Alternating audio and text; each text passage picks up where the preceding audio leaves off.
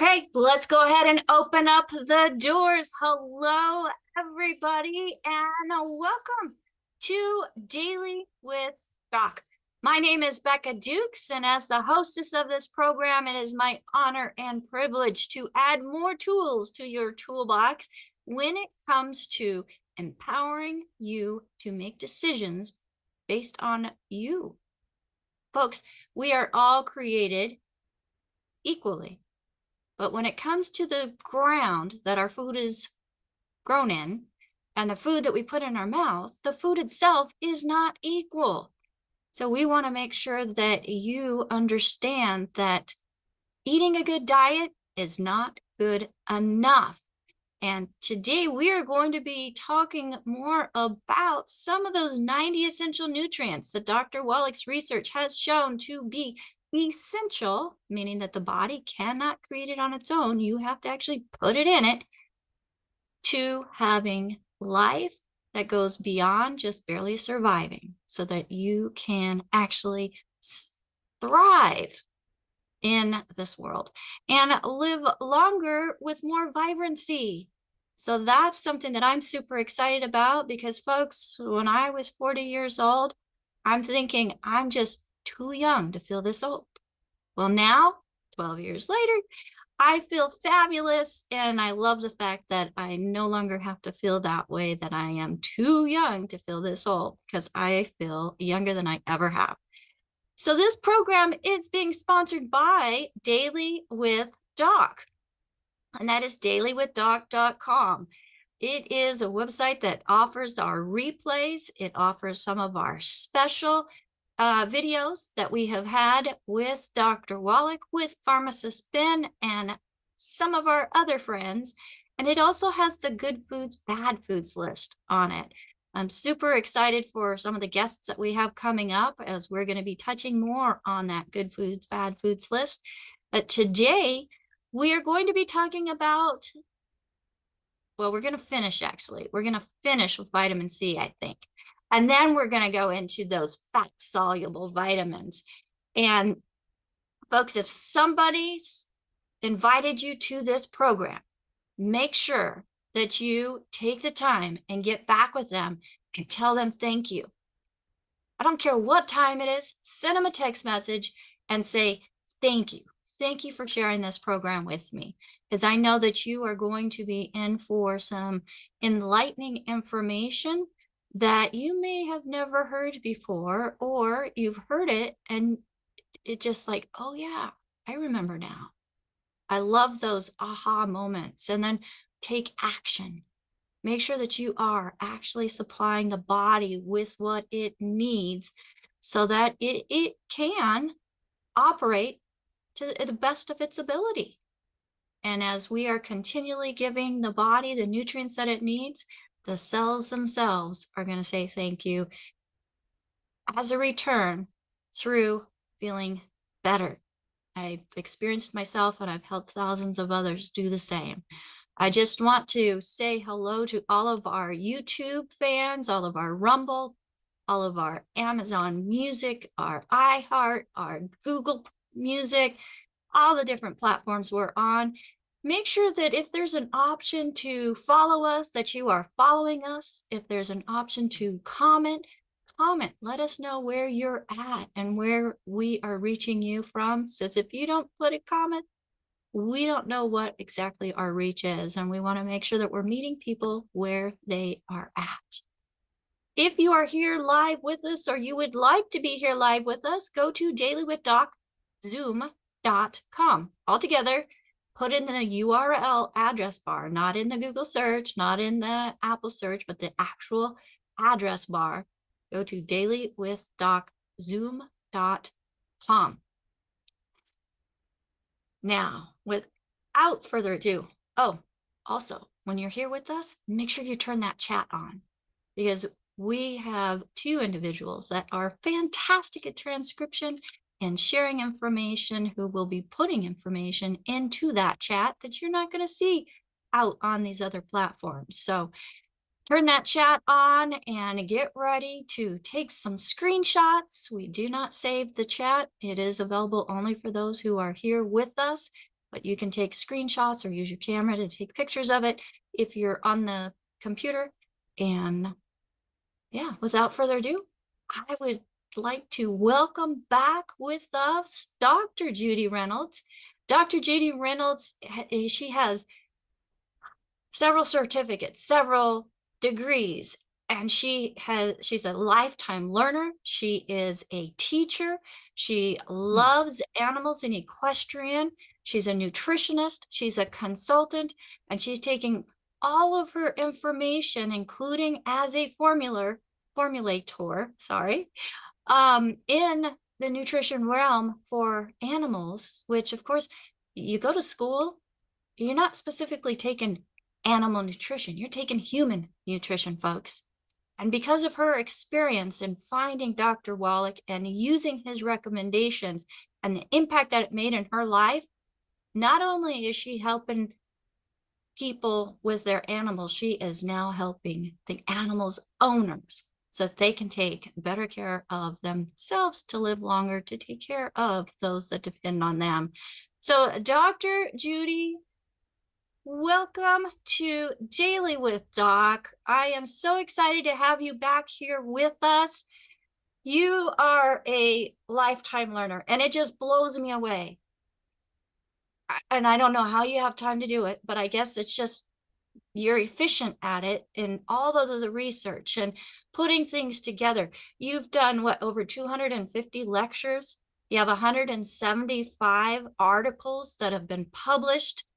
It's just, in your short lifetime, like Dr. Wallach's short lifetime, you have done so much because of your passion to help others. So thank you, Becca. I just thank you so much for coming on with us and sharing your knowledge as, like I said, putting more tools in our toolbox so that we can have better health. So let's pick back up where we left off, because we didn't quite get to all of the water-soluble vitamins. And I think vitamin C is a really important one. Right. Thanks again, Becca. I really appreciate the opportunity to come here. My background is interesting because, yes, I have had experience in both human and animal. I went to Texas A&M University for graduate school. And it's one of, I think, maybe two, and of course that's going to change over time. But when I was there were only two universities where human nutrition falls under the Department of Animal Science. So you go there, you get an animal science degree, but they also have their whole human nutrition program there. And if you think about it, there are a lot more courses on human nutrition. We had an amazing human nutritionist there teaching those types of courses. So they tie together, but in the final, when we graduate and we go do our jobs, it's very rare that someone will do both humans and animals. And Dr. Wallach is a great example, even though there aren't a lot of us that work on both. But he started out as a veterinarian, then went on and wanted to be able to help people. So he did that same kind of thing. And for me, my passion was horses. So I did most of my career with horses, but I'm a person, I was doing nutrition for myself and family members and stuff too. So anyway, for those who haven't seen part one of this, Becca will tell you where you can get that, because I'm going to kind of follow along. And if you want to go back and look at some of the previous stuff, which had more of my background and things like that at DailywithDoc. So I'm sure that's in the chat, so you know where to do that. Okay, let's get my PowerPoint out. I wanted to do a couple of things today, kind of in review, so I'll go ahead and do that. There were a couple of things that when I talked about them, it seemed like there was still confusion. Okay. First of all, I want to make it clear, just because I am coming in here now and I'm talking about certain nutrients, the first thing we always have to remember is we have to meet all the our essential needs first. We have to meet those first, because anything that I say about a certain vitamin isn't gonna matter if the other nutrient needs are met. And we all know this. We know we have the 90 for Life program, and it just doesn't hurt to emphasize that for people who may not be familiar with it. So that's basically what I'm saying here. There's a term now called fractionated nutrition, and that's where people will come in and they'll say, okay, you have this disorder, and these are the 5 nutrients you need for that disorder. Well, that doesn't work, because you need all the base nutrients first. And then you can go back and maybe you've already met the needs for those 5 things. But if not, we can focus on specific things and we go by the symptoms. We talked about that a little bit last time too. Okay, so I'm going to review a couple things. This chart is extremely important, and I know there were questions afterwards, and I'm going to go back through it one more time.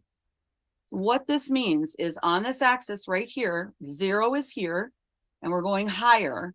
In other words, the animal has better health and better performance at the top.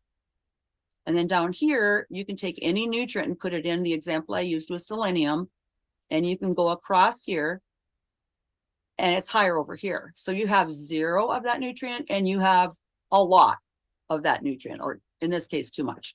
But what happens is, as you increase the amount of nutrient, you see you're going up, the animal's performing better. Here, you don't have enough, and literally essential nutrients, if you don't have enough, you die.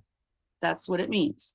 So then you get up and you have deficiency, and this is where we see those symptoms. So if you're missing a certain nutrient, we see the symptoms that you're telling us about, and we go, okay, now we can start looking at what things might cause that deficiency. And the huge important thing here is that these things were discovered through autopsies and necropsies, which is an animal autopsy. Because if people or animals, a group, all died with certain symptoms, and they could go in and literally look through all the tissues of the body and figure out what was deficient or what was toxic. There was too much of it. So people who don't have that background in pathology, like Dr. Wallach does, didn't figure this out. They didn't figure it out for ages. But what's happening here then? Okay, I put NRC just above deficiency because the National Research Council, they write the nutrient requirements of humans, nutrient requirements of cats, dogs, horses, cattle, swine, everything. Okay, that is just above deficiency. All they do is they say, well, if you're not having the typical symptoms of that deficiency, you're fine. We're good. And that actually, it's even worse because it looks at populations. It doesn't look at you as an individual, it looks at populations. And if 50% of that population are pretty good with this amount of nutrient and they're not having symptoms, then that's what that number means. So it is a bare minimum, and it is not enough for our optimum health and performance. That's kind of the point we're trying to make here.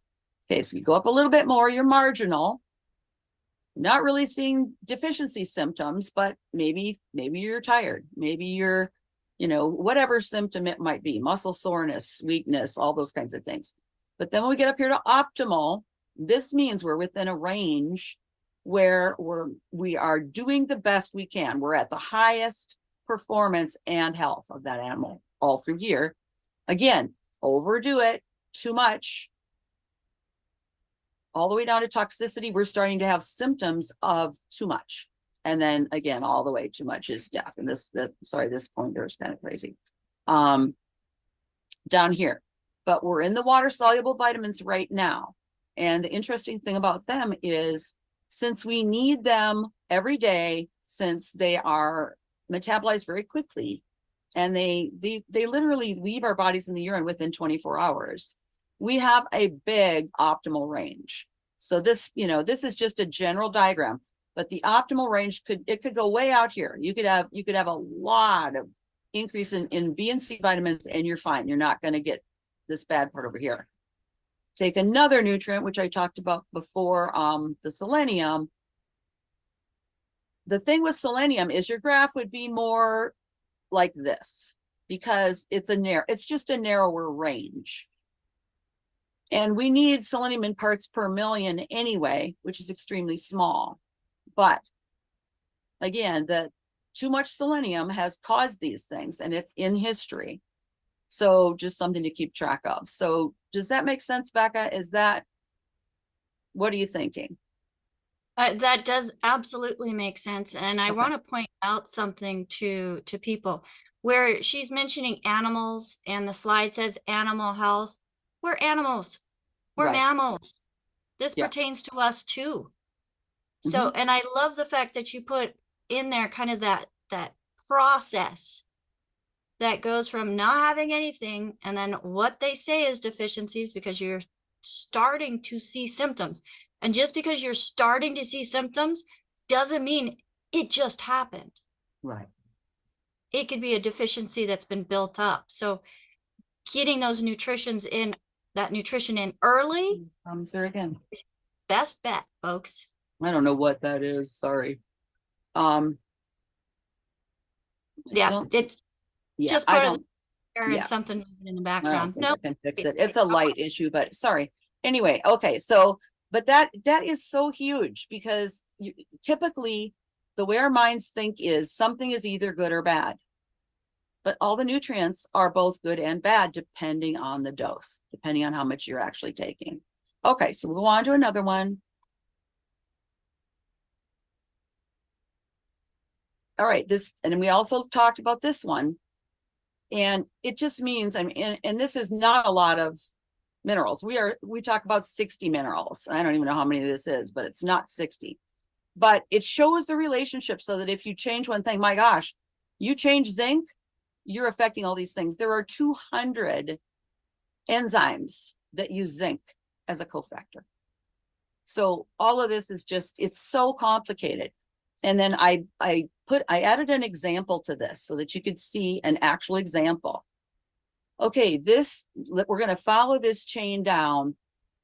And this is complex interactions. Pellagra that we talked about, the disorder, the name for the disorder that is caused by a vitamin B3 or niacin deficiency. Okay, so let's say you have that deficiency. That causes you to also have a B2 and a B6 vitamin deficiency, and tryptophan is an amino acid, and you're going to be deficient in that too, because the pathways of niacin are affect that. And then when that happens, it's going to impair your absorption of vitamin C, which impairs your absorption of iron, which causes excess absorption of copper, inhibits nickel metabolism, and further inhibits iron absorption. And that's just one example. So you can see how all these things interact in so many ways. Okay, back to where we are, and I'm going to go through a little more detail here on the water soluble versus the fat soluble vitamins. We have two compartments in our body. We have places where it's mostly water, inside of our cells, inside of our blood, our extracellular fluids, our lymph. Those are all mainly watery substances, and all kinds of things, like, for example, in our blood, we have blood cells and plasma proteins and things, and they all float around in that watery environment. Okay. Then we have another component of our body, and that is our fat cells. Our brain, our neurons are largely fat. And so these vitamins are found and do their job in the fat soluble area. So right now we're doing the water soluble, and the main difference between these two is that in water soluble areas, there is a charge on the molecules. So what happens is if they gain or lose an electron, they're going to have a positive or a negative charge. So if we look at water is H2O. Pretty much everybody understands that. So the O part, the oxygen, has two places where it can bond, and they are both negatives. They have a negative charge. And then hydrogen has one place where it can bond, and they are positive. It's a positive charge. So what happens is you have an oxygen with two negative charges, loss of electrons, and they're out there. And what happens? Pluses attract minuses. So your water molecules are actually that little combination of 2 hydrogens and 1 oxygen. And at that point, they're a molecule and they don't have a charge. Okay, so that's the big difference. The fat soluble molecules don't have a charge. So if you think about, pour a glass of water, pour some oil on top of it, and what happens? The water soluble charged particles attract to each other and they stick together, and the fat soluble ones are pushed actually up against gravity away from the water, even though the fat is actually heavier. And that's basically what happens. So that's the big deal about where things are, where things happen in the body. And the membranes of our cells are actually have water on the outside of the membrane, which would be inside the cell, water on the inside, which would be inside the cell, outside the cell are both water, but that membrane that goes between the two is fat soluble. And the membrane itself has both water soluble and fat soluble parts. So the two fat soluble parts of the molecule stick together, and then the charged parts are inside and outside the membrane. Okay, a diagram will be nice here. And at some point, hopefully I can do that. But that's why we talk about these so differently. And that's why our fat soluble vitamins can be stored within the fatty tissues in the body. Therefore, we don't get rid of them as fast, and they are more likely to be toxic. Whereas the water soluble ones come in, go out, you can take a lot. And we talked a bunch about that on the B vitamins last time. Okay. So let's start with vitamin C. Vitamin C is an interesting nutrient because it's needed by all animals, small, the smaller type animals, amoeba, things like that, all the way up. And you need it every day in every cell. So it's hugely important. And yet, a lot of animals, including us, these down here, don't make it. So 100% of it has to come from their diet. The animals that can make it, it's just 2 steps away from a glucose molecule. Glucose C6H12O6, a typical glucose sugar molecule. It's just 2 enzymes, 2 steps, but we don't have one of those enzymes. So all these animals don't have it. It's so important, but we can't make it. Not good. Okay, so part 2 of vitamin C. Those animals that can't manufacture vitamin C, this is from Linus Pauling, and 1986, this particular book, How to Live Longer and Feel Better. It's a great one. And Dr. Wallach has talked quite a bit in his writings about Linus Pauling. He also has read substantially about him. He's a 2-time Nobel Prize winner, and he wasn't appreciated in his day either. He was early. I think he was born in 1901. And so he wasn't appreciated, but now we certainly do appreciate him. Okay, so his theory is that they probably lost that ability because their typical diets had enough.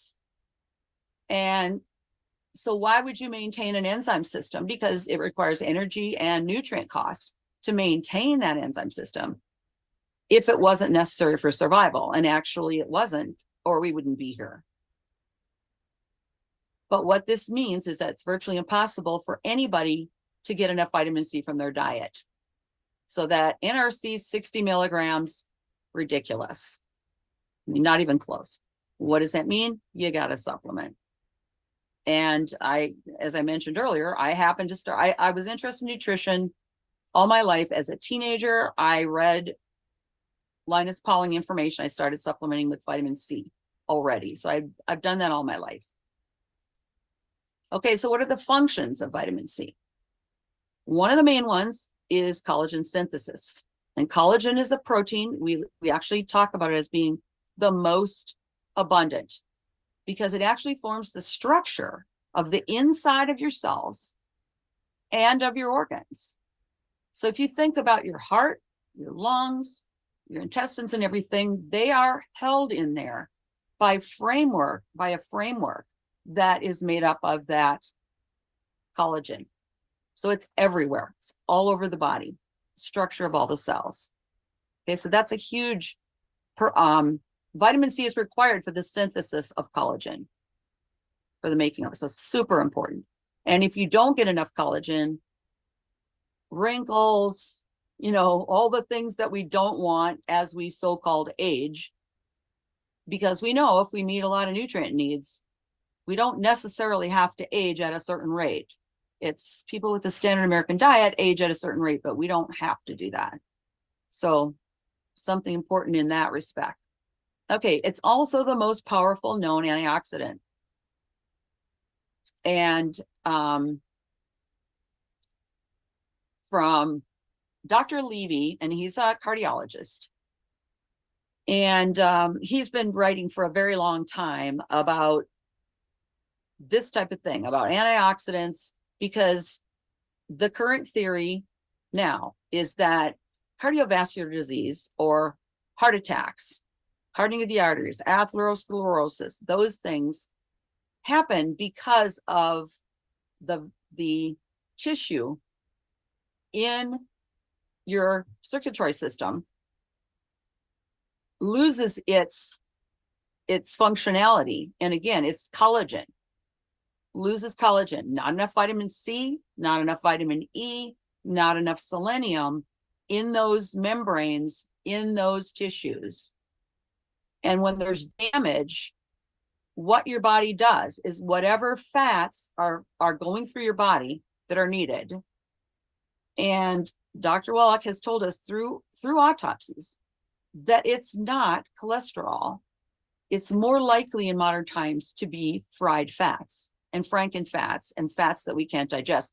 But if they're going through our system, they will be our body goes, hey, if I bleed out from a hole in my coronary artery, I'm dead today.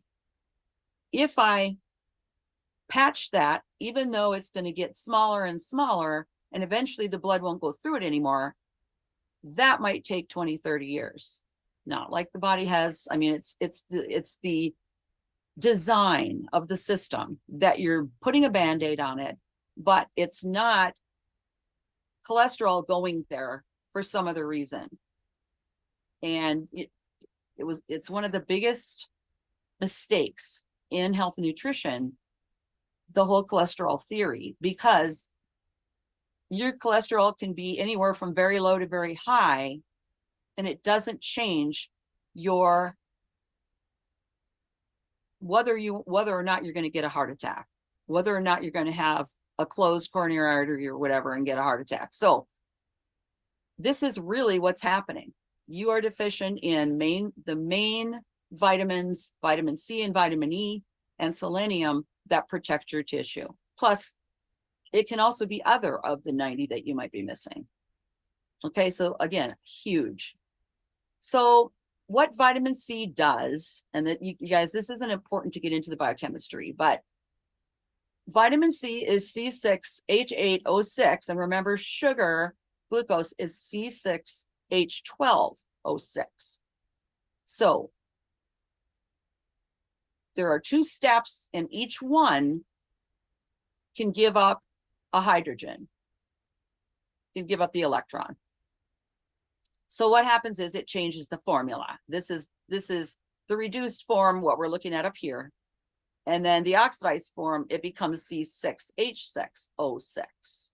Okay, again, you don't have to know the biochemistry of this. It's just the concept that those free radicals, basically every time you take molecules apart or put them back together, all of metabolism, where you're breaking down molecules, free radicals, which is just electrons, can just come loose from the molecule and go flying at high speed. And when they do, they can damage other tissues. So we've got to scavenge these free radicals, and vitamin C is the best at doing that. And as I said, vitamin C and vitamin E, vitamin C can recycle vitamin E. And vitamin E and selenium, if you have enough vitamin C, you can get by with low vitamin E, or I'm sorry, selenium and vitamin E and the other way around.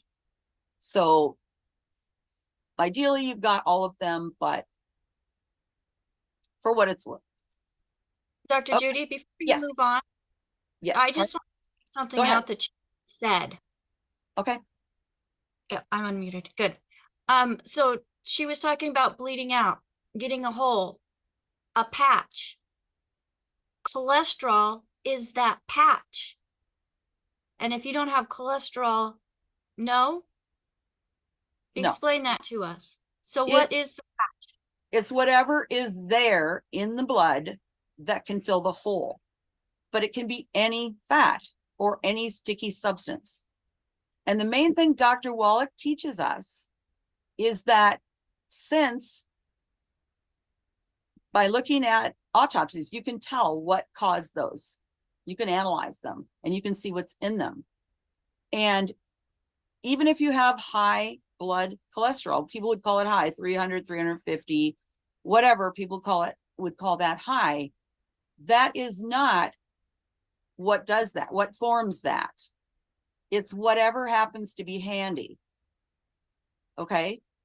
And in animals, cholesterol is formed by animals. It's not formed by plants. So think of all your herbivores, rabbits, horses, all those kinds of animals. They're going to have a lower cholesterol. But people eat all kinds of bad fats, right? People eat all kinds of bad fats. We call them frankenfats, trans fats. What happens is those fats, the chemical structure is changed for a fat to make it trans for pastries and all those kinds of things. That's an artificial fat, right? And then if you take any fat, even if it was a good one, and you heat it to 400 degrees like they do when you fry foods, what happens is you end up with these in order to break down a real normal fat, like in eggs and butter and meat and milk, all it does is there's a thing called beta oxidation, a process. And it's a long chain of carbons is what a fat is, a fatty acid, a long chain and it takes off 2 carbon units like that of a normal fat. But the non-normal fats are denatured. They're not the right shape. And so the enzyme cannot go along and break that fat down. So you can imagine you've got pieces of fat that your body cannot break down. And it has to try to get rid of that. So yes, those frankenfats can be in the way, and they can be put on that as a patch. They can also come out through your skin and cause complexion problems, you see what I'm saying? Your body's trying to get rid. If you have people who have really oily hair, you're trying to get rid of those fats that are not normal fats in all those different ways. Okay. But again, the whole cholesterol theory of high cholesterol causes heart disease is not true, because companies were trying to sell oils and they artificially demonized our natural fats, our normal fats. Okay. You're mute. I think you're muted, Becca. I don't want to confuse people more. So. Okay. So there's so many different sciences out there that teach different things. Mm-hmm. So let's get back to vitamin C. Okay. All right. So we want to know our vitamin C requirements. And I took this from Let's Play Doctor, one of Dr. Wallach's books, where the US government 60 milligrams a day. And remember, 1 gram is 1,000 milligrams. Okay. So this is in milligrams, which is much smaller than grams. It would be 0.060 milligrams per gram. So what Dr. Wallach is saying, here's what they say, here's what he thinks, at least a gram, that would be the minimum. That is 1,000 milligrams versus 60 milligrams. Okay. And then, like I said, they talk about the pharmacologic dose because they're saying that this is like a drug if you do 10 grams. Well, it isn't a drug. It's still vitamin C. It's still natural. It's just at a higher dose. So I don't like, but he just took this from a reference where they talked about 10 grams. So if you look at the range, and this is Linus Pauling on this one, he says the range of vitamin C requirement would be 250 milligrams in some situations, all the way up to 20 grams in some situations, and maybe even higher because they use intravenous vitamin C for people very sick in a hospital. It's been proven to bring people out of very severe stress, and when they have bacterial infections and things, vitamin C is one of the things that can fix that. But they do multiple grams, but you have to do it IV because you couldn't eat enough of it. Okay, making sense? All right. Okay, and then there was a question on methylation and demethylation. Okay, and this is fun because 1 billion times per second, this is just one reaction in the body. Again, we have no concept really of what's happening. This is way submicroscopic scale. So this stuff is happening all the time, and it's in every essential process in the body, all the biochemistry, all of that stuff. It's affected by dietary, lifestyle, and genetic factors. And this is where this comes in a lot now, is that people are worried about whether they have a mutation in the methylation system. Okay, and what methylation is you're transferring this little group, a carbon with 3 hydrogens, and then your carbon can make 4 bonds. So 3 of them go to individual hydrogens, and then the other one goes to whatever molecule you're going to attach it to, the methyl, okay, the methyl group. So you can do this with proteins, hormones, DNA, RNA, antioxidants, and for this discussion, B vitamins, folate, and B12.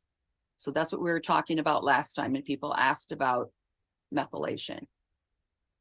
Okay, interestingly, when you add it to DNA and RNA and proteins and a lot of things like that, methylation actually stops what would otherwise happen. Whereas with the vitamins, it is required, the methylation, the methyl group is required for that vitamin to work. And I'm sure it's different. I mean, if it's in all the tissues, all over the body, I'm sure it can be different in other tissues too. Okay, and then I've got one example. This is the most common one that people hear about, the MTHFR C677T. And it doesn't matter where it is, but it's on chromosome 1. And what this enzyme does, it's important for folate metabolism. In other words, the vitamin folate has a process that's required for DNA, RNA, and protein methylation. And the lack of that, or in other words, the mutated version of that gene, is associated with vascular disorders, means your blood vessels, cancer, neuropathies, diabetes, psoriasis, and probably a whole bunch of other things. Okay, so what does that mean? It's reducing the activity of that particular enzyme. That is an enzyme. Methylene tetra. I don't think I'm saying that right. Methylene tetra means 4. Hydro means water. Folate is the vitamin. Reductase is the enzyme. For what that's worth. Okay. So just like all of our genes, in most situations, we each have 2 copies. So a heterozygote is a person that has 1 mutated copy and 1 normal. And what that results in is mildly elevated homocysteine, which is an amino acid. Now, if you happen to have both mutated copies, homozygous, it means you have both. You have highly elevated homocysteine. And that interferes with all kinds of other metabolic processes. So the treatment for this problem, if someone told you you have that gene, is you supplement with B12 and folic acid. Okay, there are two forms that we put in supplements, and I found the two products that I think are going to be most helpful for people, because the two forms, if we look at our Beyond Tangy Tangerine 2.0 and our Beyond Tangy Tangerine 2.5, the 2.0 is the original version, and this is for the people who don't have that problem. They don't have that gene mutation. Okay. Yeah, this is tough to read. So the form here, we have, all right, it's here.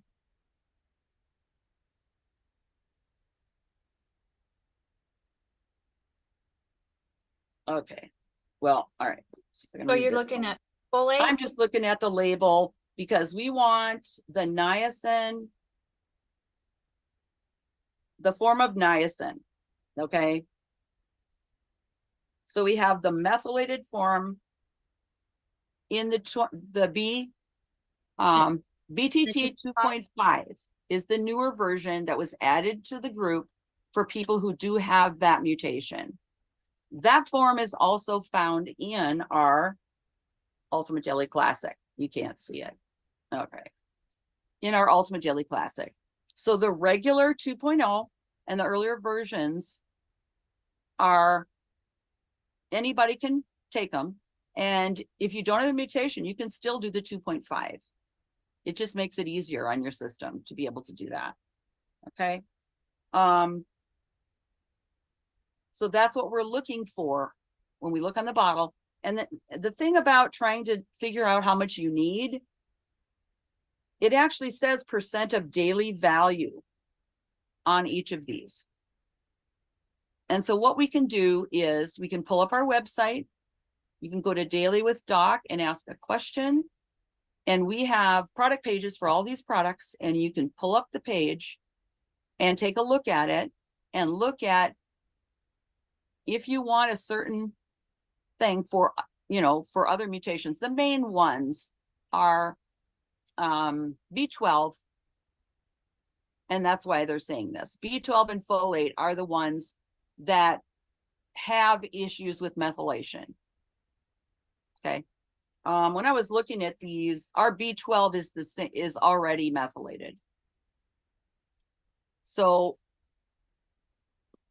but it's one of those things. If a person has a question, if they've been told they have a genetic problem, again, the whole thing we're talking about is how do you get around a genetic mutation? It is not that important if we look at ways that we can go around it with nutrition.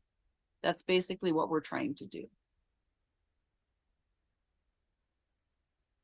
Okay, so the whole gene theory was, they thought what was going to happen is, okay, we're gonna find out what all the genes are, and then we are going to go in and we're going to change those genes, physically go in and change them and get rid of a disease. 1 billion reactions per second. I mean, we're dealing with a system that doesn't make any sense. And basically, nutrition, meeting the need, is what the problem is. So why were those mutations formed in the first place? Because the mother didn't have the nutrients she needed for that baby to not get that mutated gene. Another reason why we want to really look at our preconception nutrition and all through gestation, and our kids are growing at a very high rate compared to adults. So questions on that concept? So we do have a couple questions. And there's one out here on YouTube and wants to know what you think a healthy human cell is. And then a genetic mutation is not genetic. It is, and then ZZ Captain's right. So a genetic mutation is not genetic. It is epigenetic, which they think is correct. And epigenetics is, like you said, is a caused by a deficiency while in the mother's womb. The genetic defect itself is a genetic defect. That's genetics. But the fact that we can override that to make the person healthier or live longer with nutrition is what's called epigenetics. Epi is above. So we used to think that if it's in your genes, too bad, so sad, this is the rest of your life, you're just going to be that way. But the wonderful thing about epigenetics is it's not your fate. And of course, people are researching, finding out all kinds of different things all the time. But sometimes, like I said in the first episode of this, we lost the first president of the United States because they were letting out his blood, because that was the belief back then, that when you got sick, we should get rid of a bunch of your blood. It's ludicrous when you think of it now, but that was the paradigm. I mean, if you go back through science, they've done a lot of really, really stupid things looking in hindsight. So all we can do is what we know at the time.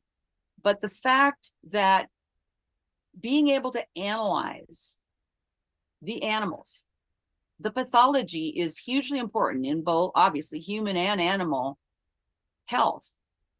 And to be able to understand that you could correlate those differences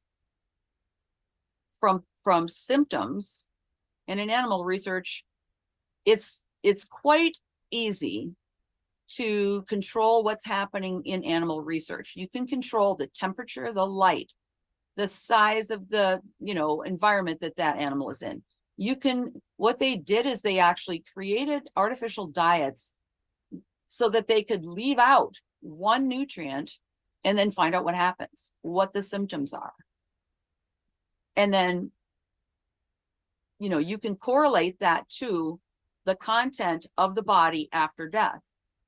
Now, we don't do that kind of thing with people. And the biggest problem with people is we eat so many different things in such variety, and we're really not taught. There aren't classes for kids to teach them what is good food and what is bad food. And we have our good food, bad food lists. We're trying to educate that and stuff. But Dr. Wallach came in and did this huge key point that nobody, for the most part, is meeting their essential needs. And that's why they're getting symptoms. That's why they're getting disorders, disease, whatever. And so you're trying to fix it by stopping a normal process by applying something that stops the normal function of all your cells. So when you look in one cell and you look in the DNA of that one cell, yes, there is a genetic mutation. It means in that spot, something is not correct. Basically, from the DNA to the RNA to making the protein, there was a mistake. Recording stopped. Oops. So this goes into the next question. And the question is, can a mutated gene be reversed? Recording in progress.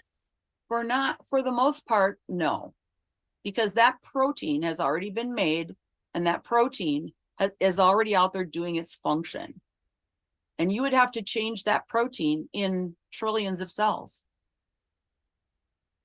So what you do, and I hate to bring it up again, but it's a good example. The research that I did was about a defect in the sodium channel of muscle cell membranes of horses. And it just so happens that there was a ligand that closes the pore was made with the wrong amino acid, which was smaller than it was supposed to be. And so extra potassium caused that to open and leak. And then these horses would start having tremors and everything, and it actually changed the electrical conduction of their hearts, and they could die. But all you had to do was feed less potassium than horses normally get by quite a bit. And they still had the disorder. They still had the genetic mutation. But if they had a low enough diet, they lived just as normal of a life as any other horse Healthy. that did not have it. So again, epigenetics is a workaround an existing genetic mutation. The best thing to do is be healthy as a mom and dad, have those nutrients, be healthy as a mom and dad, so that you can then make sure your growing baby has those nutrients. And then all the way up through childhood, because we grow fastest right at conception, and then through gestation, and then through until we're mature. The faster we grow, the more important it is to have the nutrients that people need, right?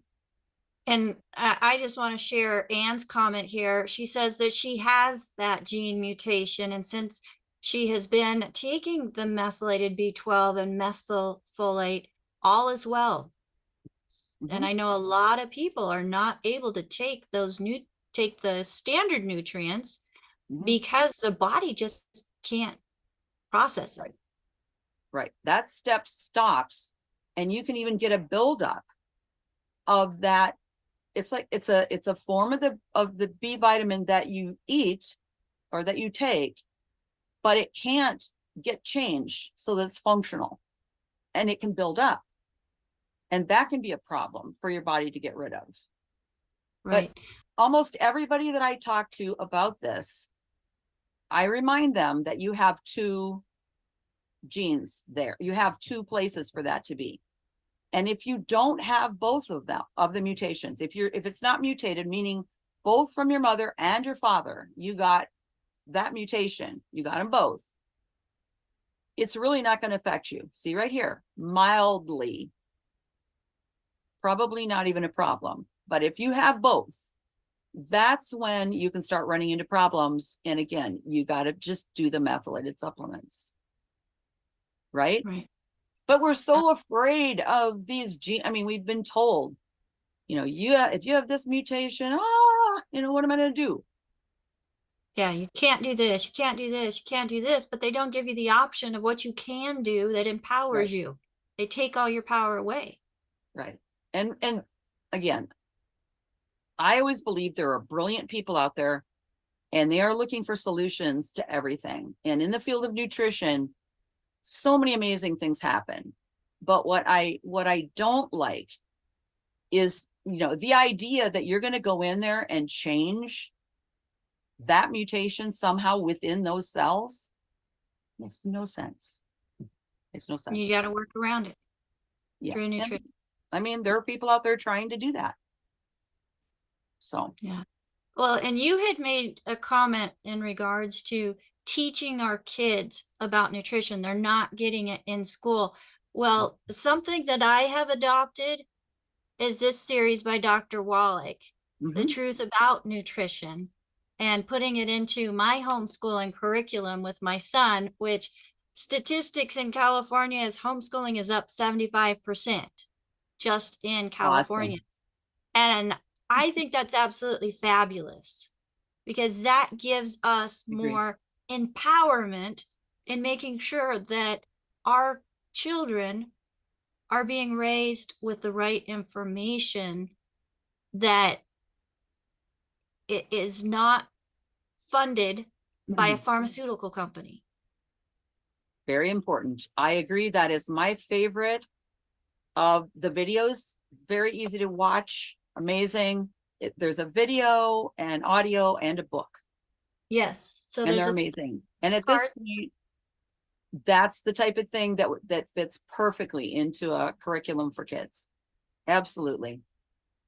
And you can get this at drjwallach.com. That's drjwallach.com. And I just want to show, we're coming up to the end, Dr. Judy, and you have done just a fabulous job, but it's not written at a college level. That's one thing I love about Dr. Wallach is where he has this scientific analytical mind. He takes into the fact that not everybody does. Right. So and when he's doing his writing with books like this, he puts it in terms and that a way that, any of us could understand. Right. So he makes it simple and uses pictures and graphs, all those things that, the kids need to learn how to comprehend and understand. Dr. Judy, we have one more question.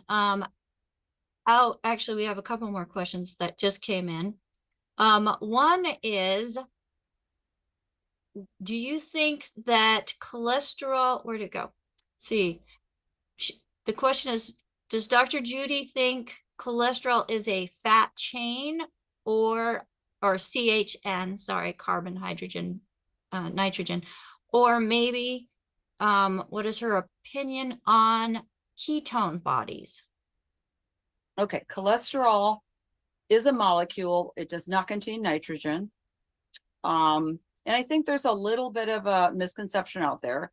When Ben was talking with us, I don't know, a few days ago, back last week, I think, he made the comment that fats and things are also under the label of carbohydrate because they have carbon, hydrogen, and oxygen. Strictly speaking, a carbohydrate is a carbon, hydrogen, oxygen in the ratio of 1 to 2 to 1. That's a carbohydrate. And then a fat has the same things, but you have carbon chains with double oxygens or hydrogens all along them and only an oxygen at the end. So you see what I mean? The ratio is different. And all the labeling is to make it easier to understand. We could call them all carbon, hydrogen, oxygen molecules, but then it'd be harder to separate them. It'd be harder to talk about them. So in general, we talk about carbohydrates with the 1 to 2 to 1 ratio, basically. Carbon, C6H12O6, right? So, and I have all the molecules in a presentation for whoever wants to see them, where I go through the whole process, show the molecules, show the differences, show how beta oxidation works and all those kinds of things. And again, if it makes it easier when you've got the pictures and those kinds of things to do. What was the rest of that question about? So cholesterol is a molecule. It gets absorbed as cholesterol. It doesn't get broken down and then re-put back together. Okay, so it just gets absorbed as it is. And then the question, what was that again about? Ketone bodies. Ketone bodies. Okay, that relates to a fat that can be used when there isn't enough sugar in the body. When there's not enough sugar, you're starting to run out of sugar, your body will burn fat from your fat stores by changing it into ketone bodies, which are small fats, and you will burn them. And that's why you do the ketogenic diet. That it was originally developed for people with epilepsy. By accident, they realized that if kids were not given sugar and their brain was using ketones, they stopped having epilepsy. And then they realized, obviously, if you have diabetes, that's a problem metabolizing sugar. And you can live on ketones. The brain loves ketones, but our bodies want to do one or the other. And so you have to really limit your sugars in order to use ketone bodies as your source. Those are two main sources. When we did the race horses, originally you had horses always getting high grain diets, a lot of sugar from the starch in the grain, a lot of oats and things like that. We found that it took us 3 weeks to change the diet to a high-fat diet. And rice bran, the stabilized rice bran, I love it. It's 20% fat, high-quality fat, doesn't go rancid. We would remove 3 weeks to adapt them to the diet, so it wasn't a quick change from one diet to another, which you don't want to do. And then, so 3 days to change the diet, and then, or I'm sorry, 3 weeks, and then 3 weeks of metabolic adaptation so that their body would start to do its best at metabolizing those fats. And the advantage to any sport that requires speed, any timed event, barrel racing, eventing, any of that, is so great that no horse on a sugar diet can compete with the horse on a high fat diet. That's how big it is in the industry. When I was at Texas A&M, I was lucky to be there with a bunch of other students. My work, interestingly enough, was all on minerals when I went to Texas A&M. And the job I worked at, it was a mineral company. So all of my stuff is minerals, whatever it's worth. But when I was there, a lot of the fat research was being done. I was there from 1990 through 95. And a lot of my colleagues were doing fat research. So I was exposed to all that. I got to see it. I got to hear what was going on. So those are the two, really, we only have two sources of energy. You do get some energy from a protein, an amino acid, as it's broken down. You do get some. But the work that it takes to break it down makes it not the best way to get energy. And also you're getting too much protein. If you break down an amino acid, you do get some sugar or carbohydrate when you break it down, but you also get an NH group, you get nitrogen that you have to get rid of. And we don't want too much protein. I think realistically, we need more protein than most people think. I think we do better on a little more protein than what most people think. But we have really two sources of energy. We have carbohydrates and we have fats. And another big thing about the carbohydrates, in animal nutrition, we divide them down into structural and non-structural carbohydrates. The structural ones are in the forages, the hays, the feeds, and all those things. Structural. That means we have to have bacteria, in the horse's case, in the cecum, in our case, the colon, to break those down so they don't turn into sugar. They turn into fat. So the non-structural carbohydrates become short chain fatty acids at the end of digestion. They never become sugar. Whereas the soluble or non-structural carbohydrates are your sugars and starches and the glycogen, which is your muscle sugar. So I think in human nutrition, it would be easier for people to deal with it, because when you say you have a high carbohydrate diet or a low carbohydrate diet, it makes a big difference if those carbohydrates are easily digestible and turn into sugar, or if they're structural and through bacterial fermentation turn into short chain fats. Okay, so that's what I think something needs to be done. But your fats, as they're stored, are 2.25 times more dense than your proteins and your carbohydrates. So that's why we store fat. It's a very energy dense thing.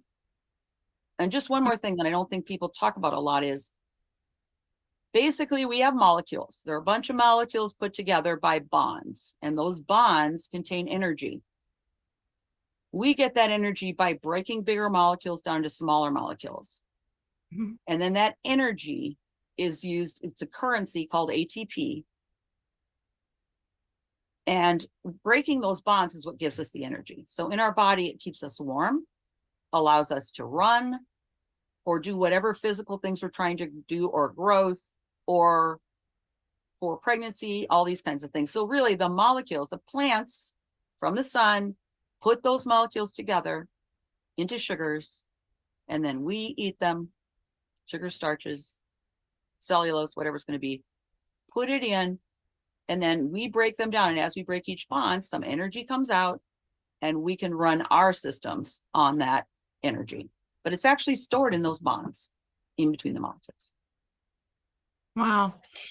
Okay, over on time, but I have two questions that I want to get to. Okay. Okay.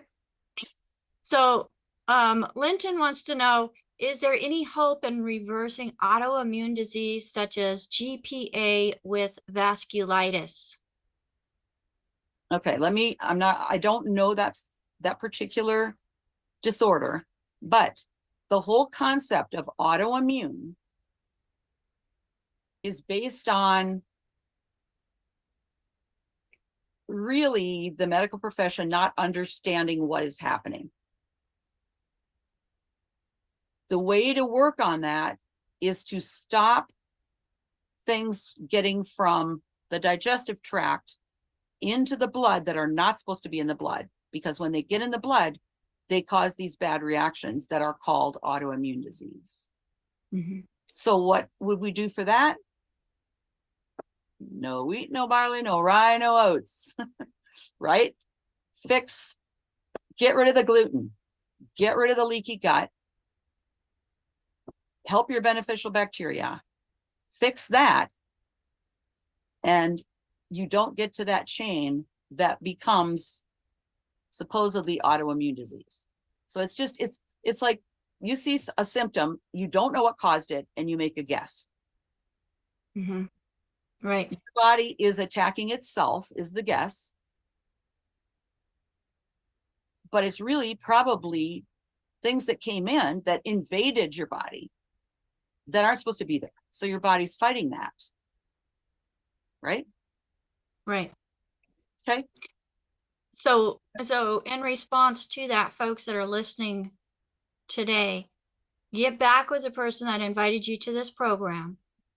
The nutrients that are needed for the body to be able to strengthen the digestive system, create that flora within the digestive system that actually breaks down the food so that the nutrients are bioavailable to be absorbed, can be found in, and we're not saying that this product, treats or cures anything, but the nutrients that are proven to be beneficial in circumstances where there is, like Dr. Judy said, leaky gut, are included in what longevity has as the healthy digestion pack. So get back with the person that invited you to this program. Say, hey, I want to get started with this. It's not the only thing, but it's the great place to start, where you're getting those enzymes, you're getting those pre and probiotics, including the 90 essential nutrients that the body needs to thrive. Dr. Judy, one more question before we go. Okay. And Olga has a great question.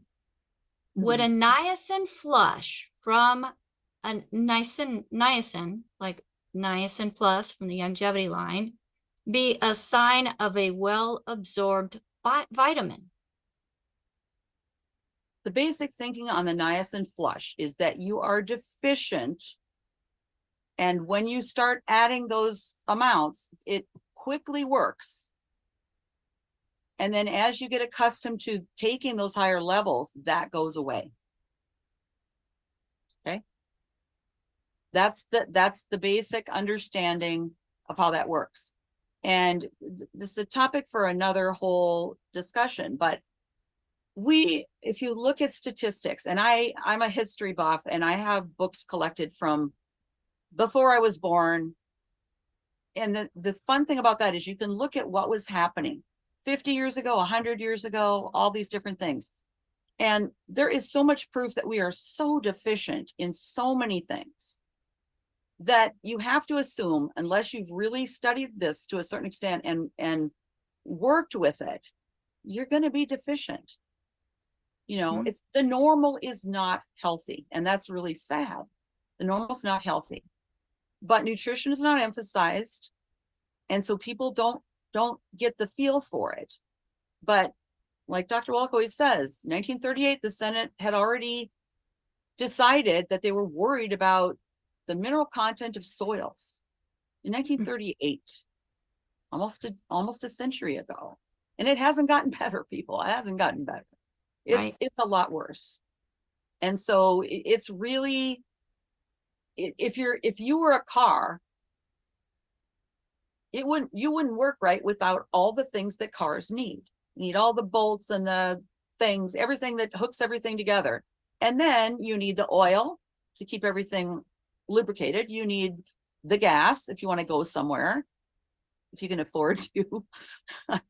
And, you know, you need all those things. And our bodies are the same way. We have all these requirements, but it hasn't been an emphasis in education or understanding. So, and again, it's an interest. It's an interest of mine. So I'm kind of, you know, out there on it, but it makes so much sense. And we'll never know exactly what we need, but we do know adding nutrients takes us in the right direction. Becca's and my stories are both perfect examples. We didn't know what we didn't know. We were doing the best we could. And then we got more information. And so, you know, my whole thought, and so is Becca's, is knowledge is power. If you have knowledge, you can make decisions and you can do more things to help yourself and your family and humanity as a whole. So we're just giving you knowledge. Yeah, and not all nutrients are equal.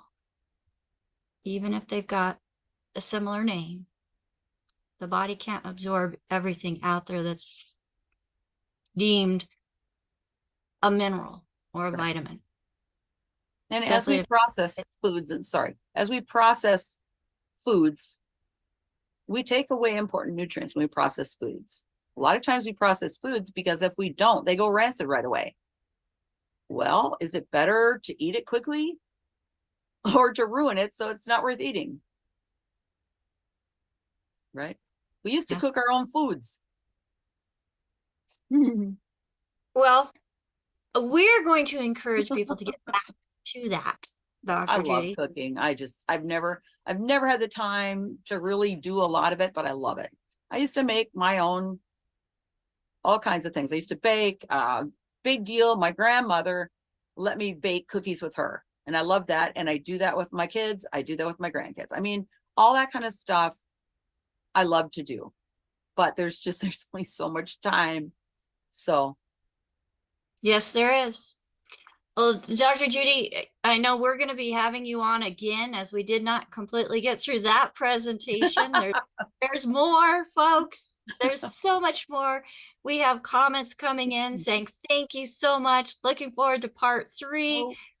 I'm loving this. Thank you, guys. That's awesome. We didn't get to all the hands, but we are out of time, especially for those programs that are airing us on the radio where we only have an hour. Yeah. We just want to thank you so much, Dr. Judy, for taking the time and joining us here on Daily with Doc. We appreciate and love you so much, and we look forward to next time. Thanks, everybody. Yes. I'll be back. Yes, I'll be back. Like Dr. Wallach and Dr. Wallach will be back as well, folks. Right. And he asked me to make sure that I don't forget to let you know that the flip chart that he has been talking about for months flip chart is available. Yes. Good. Awesome. Got the flip chart. As you can see, it's a stand. It'll stand up on the table. You can flip through it, go through and tell the story of Dr. Wallach, one of the founding fathers of the science of epigenetics. Goes through, tells about himself, his wife, Dr. Ma Lan, their work together, how he has his thesis in the National Smithsonian Institute as a national treasure.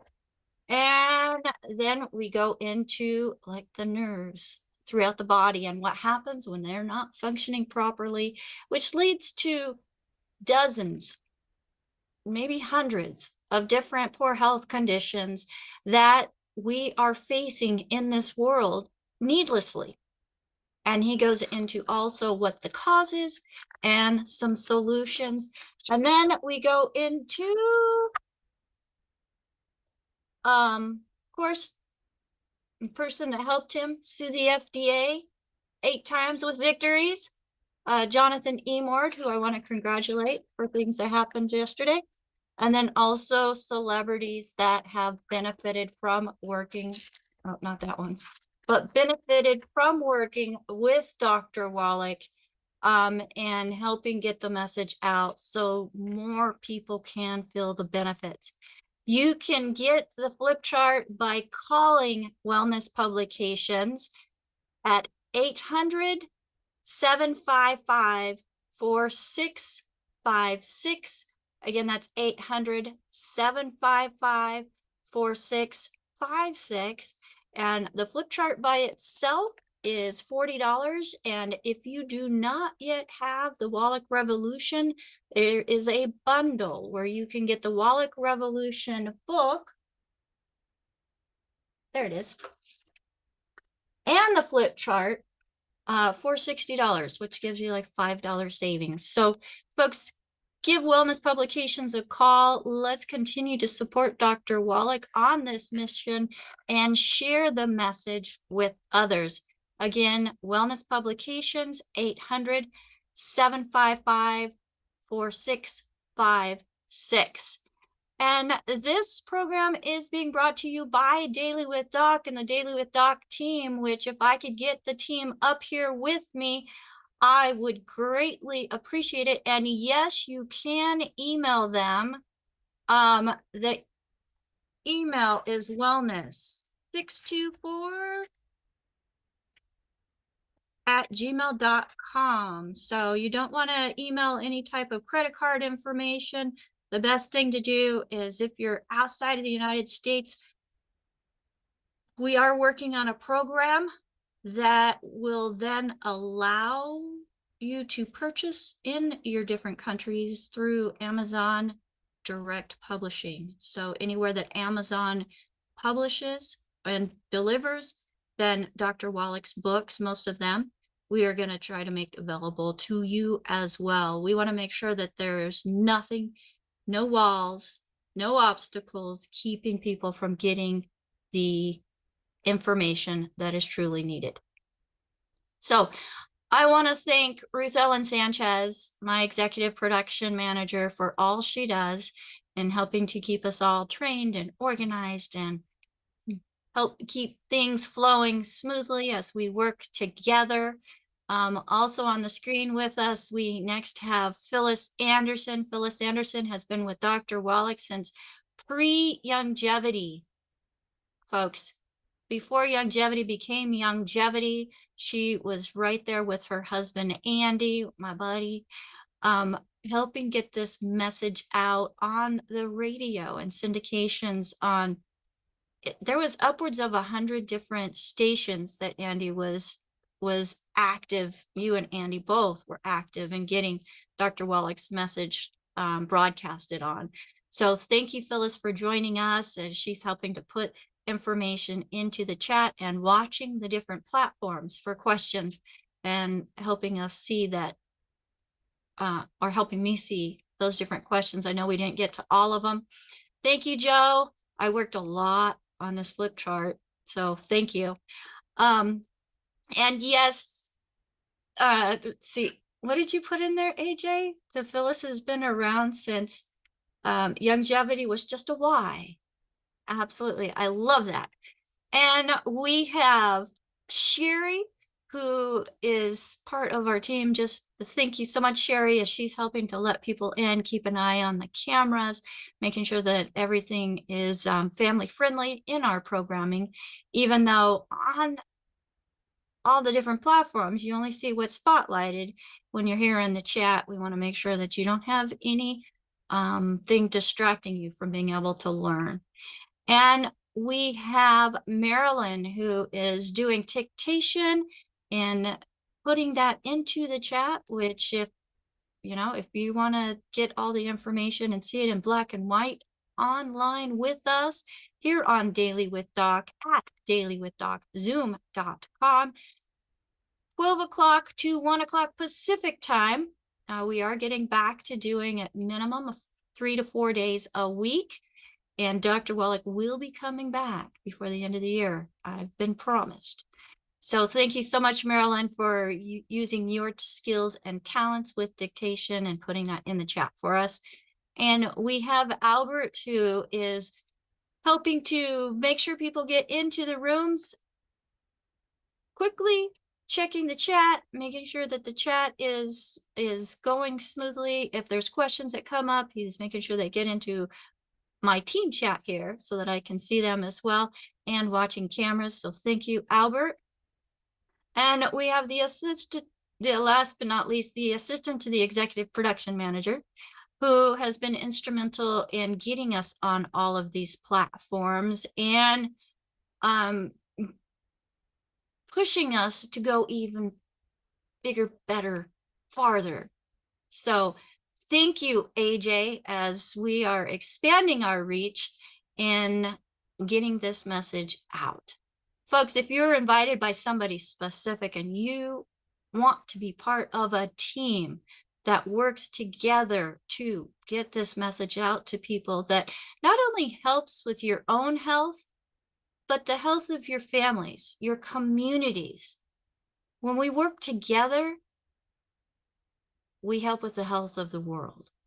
And we're focused on the physical part of it, nutritional part of it. And when your body is functioning, the brain functions better, which then helps with your mental and emotional as well. If you'd like more information on being a certified holistic health coach, you can go to coachwithbecca.com or coachwithdoc.com and get more information about our coaching course offered by the Institute of Holistic Health. I say our because I'm the director of student services. So I love the fact that I'm able to use my knowledge and skills to support a community of people that are like-minded, wanting to make a difference in this world. So if you want to make a difference with us, go to coachwithbecca.com. I think I've covered everything, other than we will be back tomorrow. Tomorrow, I'm excited. We're going to be having another continuation of a previous conversation. So I'm excited for that. And then Friday, we have a special guest that I'm not going to tell you who it is, but I'm super excited because we have an author of an amazing, amazing, amazing cookbook that is going to be on with us. So my name is Becca Dukes. Thank you so much for joining us here on Daily with Doc. If you are not working with anybody and you would like to know what you need to take to get yourself on a better health journey or to keep yourself thriving, go to DailywithDoc.com. Go to that contact option. Reach out to us. I'll make sure that I get you paired up with one of our certified holistic health coaches in helping you determine what it is that you need to meet your goals. And I love that we can customize it to meet your goals. This is for people who are not working with anybody, people who have not purchased longevity products. If you have in the past and you need to figure out who your distributor is, call 800-982-3189. That is for people that are already taking the longevity products. For something for all of us, sorry, I'm long-winded today, sign up for our newsletter. Go to DailywithDoc.com. You'll find the sign up for the newsletter. You can also submit questions, as we have Dr. Wallach's protocols for most things. If we don't, we still have the ability to ask him what the protocol would be for people's conditions. And I'll make sure, again, that you get teamed up with a health coach. We'll get those answers for you with the solutions that meet your individual needs. You can call 855-949-3377 if you're not working with anybody, again, and get a hold of somebody on our team. Again, that's 855-949-3377. I promise. Until next time, bye for now.